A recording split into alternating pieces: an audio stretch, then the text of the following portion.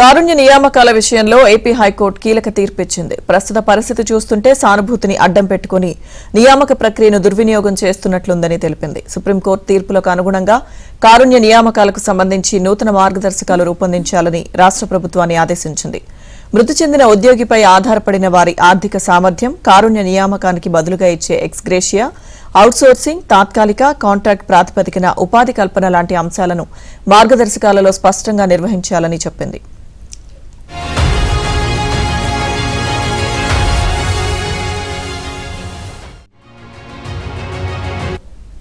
తీర్పు ప్రతి అందిన 3 నెలల్లోగా ప్రక్రియ పూర్తి చేయాలని స్పష్టం చేసింది. ఆ తర్వాత నూతన మార్గదర్శకాలకు లోబడి కారుణ్య నియామకం కోసం పిటిషనర్ చేసుకున్న దరఖాస్తును పరిశీలించాలని ప్రభుత్వాన్ని ఆదేశించింది.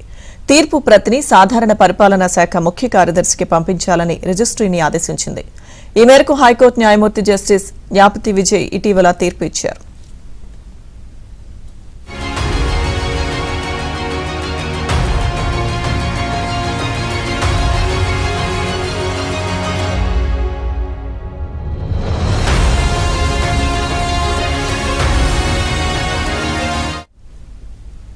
కారుణ్య నియామకాల విషయంలో ఏపీ హైకోర్టు కీలక తీర్పు ఇచ్చింది. తీర్పుకు సంబంధించిన పూర్తి సమాచారం మా ప్రతినిధి సత్య అందిస్తారు.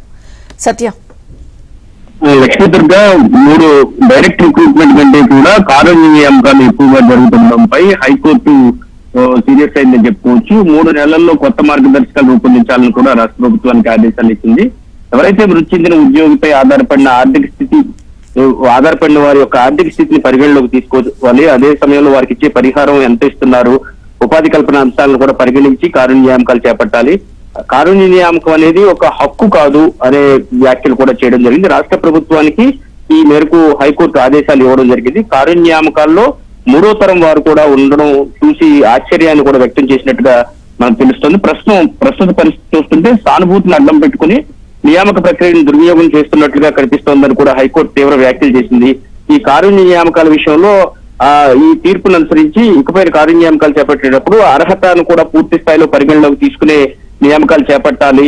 నిజంగా అవసరం ఉందా, లేకపోతే 3వ తరం 4వ తరం వారికి కూడా కారుణ్య నియామకాలు ఇస్తున్నారా, రెగ్యులర్ రిక్రూట్మెంట్ కంటే కారుణ్య నియామకాలు ఎందుకు ఎక్కువ జరుగుతున్నాయనే ప్రశ్నలు అయితే హైకోర్టు అడగడం జరిగింది. జరుగుతున్న పరిణామాలు లేదా రిక్రూట్మెంట్ కి సంబంధించి కూడా విస్మయం కూడా వ్యక్తం చేయడం జరిగింది. కాబట్టి దీనికి సంబంధించి స్పష్టమైన మార్గదర్శకాలను 3 నెలల్లోగా సిద్ధం చేసి పంపించాలని చెప్పి కూడా హైకోర్టు ఆదేశాలు జారీ చేసింది.